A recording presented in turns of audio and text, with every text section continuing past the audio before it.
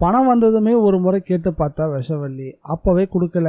அது மிகப்பெரிய வருத்தமா தான் இருந்துச்சு. இருந்தாலும் ஊருக்கு போறதுக்கு முன்னாடி புருஷனை பக்கத்துல வச்சுக்கிட்டு இன்னொரு முறை கேட்டு பார்ப்போம், அண்ணன் நிச்சயம் கொடுக்கும் அப்படின்னு மிகப்பெரிய எதிர்பார்ப்போட புருஷனும் பொண்டாட்டியும் விஷப்பாம்பு சிவத்துக்காக காத்துக்கிட்டு இருந்தாங்க. வந்ததும் அண்ணே என் புருஷன் ஊருக்கு போறாரு அப்படின்னு சொன்னதும் நல்லபடியா போயிட்டு வர சொல்லு அப்படின்னு சொல்லி கழுத்தை பிடிச்சு வெளியே தள்ளாத குறையா கிளம்பி போயேண்டா அப்படின்னு சொல்லாம சொல்லிட்டாரு. இல்லனே நேத்து உங்ககிட்ட பணம் கேட்டிருந்தேன் அதான் அப்படின்னு இழுக்கவும், பணமா? நான் தான் சொன்னல பணம்லாம் கொடுக்க முடியாது, இந்த பணத்துக்கு வேற ஒரு செலவு இருக்கு அப்படின்னு விஷப்பாம்பு சிவம் கட் அண்ட் ரைட்டா பேச ஆரம்பிச்சிட்டாரு. இல்லனே நான் உன் பங்கெல்லாம் கேட்கல, எனக்குரிய பங்கு கொடுத்தா என்ன அப்படின்னு கேட்டதும் பண்ணையத்துல இதுக்கு முன்னாடி பண்ண எல்லா செலவுகளையும் பட்டியல் போட்டு சொல்ல ஆரம்பிச்சுட்டாரு. போதாத குறைக்கு உன் பொண்ணுக்கு கல்யாணம்னா நீ என்கிட்ட தான் நிப்ப, அப்ப நான் தர முடியாதுன்னு சொல்ல முடியாது இல்ல, அது தப்பாயிடாது, எல்லாம் அப்ப பாத்துக்கலாம், முதல்ல இப்ப கிளம்ப சொல்லு அப்படின்னு ரொம்ப அழுத்தமா சொல்லிட்டாரு. விஷப்பாம்பு சொல்லி முடிச்சதும் சொட்ட மாமாவுக்கு சுருக்குன்னு இருந்து போச்சு. விறுவிறுன்னு பைய தூக்கிக்கிட்டு மனுஷன் வெளியே போயிட்டான். போனதுமே கௌரிய கூப்பிட்டு அந்த பணத்தை எடுத்துட்டு வா அப்படின்னு சொன்னதும் அவங்க போய் பீரோவை திறந்தாங்க. அங்க ஏது பணம்? பணம் தான் நேத்து பை மாறி போச்சு.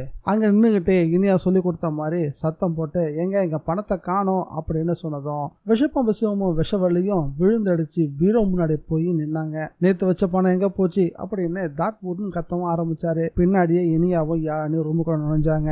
ஏமாமா பீரோவோட பூட்டு உடைக்கப்படல, சாவி நீங்க எங்க வச்சிருந்தீங்க அப்படின்னு கேட்டதும் ஏன் என்னோட தலகாணி கீழே தான் வச்சிருந்தேன் அப்படின்னு சொல்லவும், அப்படின்னா நீங்க அங்கதான் சாவி வச்சிருப்பீங்கன்னு தெரிஞ்ச யாரோ ஒருத்தர் இந்த வீட்டுல தங்கி இருக்க ஒருத்தர் தான் இந்த பணத்தை எடுத்திருக்கணும் அப்படின்னு விஷவள்ளிய பூடகமா சொன்னதும் விஷவள்ளி அப்படியே பிளேட்டை திருப்பி போட்டுட்டா. அப்படி பார்த்தா இனியாதான் இங்க வந்திருக்கா, அவதான் பணத்தை எடுத்திருக்கணும் அப்படின்னு நம்ம ஹீரோயின் இனியா மேலே பழிய போடவும் கௌரி அம்மாவுக்கு சட்டனுக்கும் வந்துருச்சு. யார பார்த்து என்ன பேசிட்டு இருக்க அமுதா அப்படின்னு சத்தம் போட ஆரம்பிச்சாங்க. உடனே விஷப்பாம்பு சிவத்துக்கு சொல்லவா வேணும், இனியாவை யாராவது குற்றம் சொல்லி முன்மொழிஞ்சாங்கன்னா அதை அப்படியே வழிமொழிவாரு விஷப்பாம்பு சிவம். அதுவும் தங்கச்சி சொல்லிட்டா அதுக்கு மறுவார்த்தை உண்டா, முதல்ல உன் பைய கொண்டு வா அப்படின்னு சொல்லவும் வேகமா போனாங்க. இனியா தன்னோட பேகை கொண்டு வந்து உள்ள இருக்க எல்லாத்தையும் தூக்கி வெளியே போட்டுட்டாங்க. உள்ள பணம் இல்ல.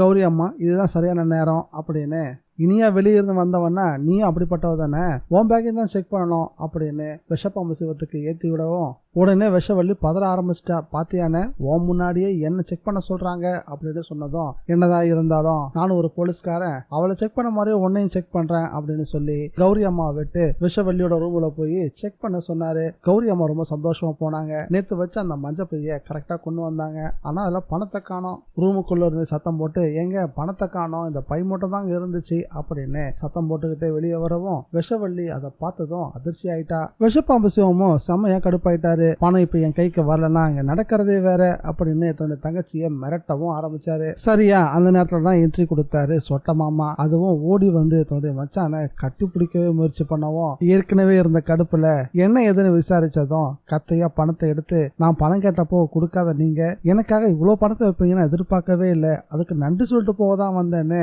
ரொம்ப பெருமிதத்தோட பேச ஆரம்பிக்கவும் விட்டாரு ஒரு அரை விஷப்பாம்பு சிவம். புருஷனும் பொண்டாட்டியும் சேர்ந்து திருடிட்டு இப்ப நாடகமா போறீங்கன்னு பணத்தையும் பறிச்சுக்கிட்டு விஷவள்ளியையும் சொட்ட மாமாவையும் வீட்டை விட்டு வெளியவும் போக சொல்லிட்டாரு.